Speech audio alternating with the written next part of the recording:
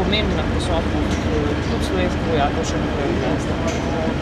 Zato, ker smo del mednarodne skupnosti in ker smo vpeti v ta tranzicijski proces, ki je zelo intenziven, ki prispeva k temu, da bodo v enem doglednem času lahko naloge predane afganistanskim varnostnim silam.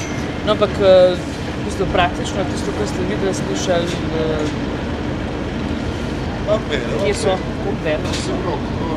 kaj je treba? Pripadniki slovenske vojske v slovenskem kontingentu dobro upravljajo naloge, kažejo svojo usposobljenost. S pridom so izrabljene tudi izkušnje iz prejšnjih kontingentov, zlasti iz prvega kontingenta oziroma 14. ki se je začel ukvarjati z mentoriranjem. Te izkušnje smo uporabili s pridom, jih uporabljamo in prenašamo na Afganistance. Videli ste tudi, da so vsod, kjer smo bili, pohvalili delo mentorjev, prispevek in način, kako pristopamo do njih. Pa sami Afganistanci, zaradi njih smo klepa učili. Ja, kakšni vsi so afganistanske vojske? Afganistanska vojska je še zmeraj zelo na začetku, čeprav imajo veliko ljudi, ki imajo ogromno vojnih in drugih izkušenj. Ampak je ta organizacijski pristop k oblikovanju zmogljivosti še zelo na začetku. Res pa je tudi, da ni spostavljene še vse infrastrukture za prenos znanja, se pravi na častnike, na podčastnike, na posamezne specialiste. To se zdaj intenzivno dela, intenzivno se gradi in ko bo to spostavljeno, potem bo bistveno lažje.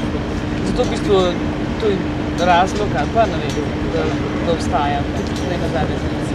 Glede, gre za proces oblikovanja novega profila afganistanskega vojaka, se pravi profila v pogledu obvladovanja vojaških veščin in njegove vloge v afganistanski družbi, ki je multietnična, kjer se morajo ne nazadnje zavedati, da delajo za dobrobit prebivalcev in za ustvarjanje varnega okolja, da bodo lahko naprej uspešno delali. Tak način organiziranja afganistanske vojske, kot smo ga videli tega bataljona, ki smo ga spremljali, varovanje te avtoceste, spravlja mogoče v nevarnost tudi naše mentorje. Vemo, da je teh ticov precej veliko. Način angažiranja tega bataljona, ki ga mi mentoriramo, je poseben. Ne vem, če je najbolj učinkovit.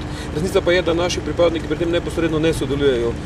Hodijo pogledati določene kontrolne točke, včasih gredo na patrulje, poskušajo povedati Afganistancem, kaj je dobro, kaj je manj uspešno.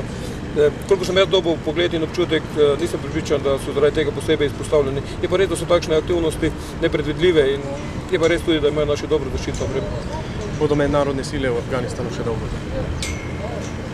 Upam, da ne. Vsi govorijo, da bodo poskušali čim prej zapustiti in predati te naloge Afganistancem.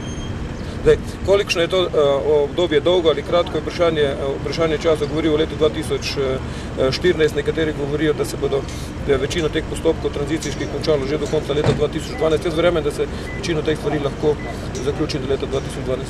So pa naši pripadniki v Bala Baluku se lahko merijo s komarkoli, s katero vojsko na svetu, ne?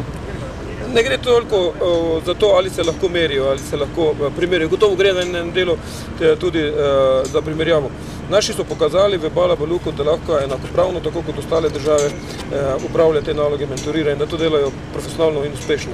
In jaz sem zelo ponosen na njih, glede na to, kako so pristopili k tem nalogam. Hvala lepa.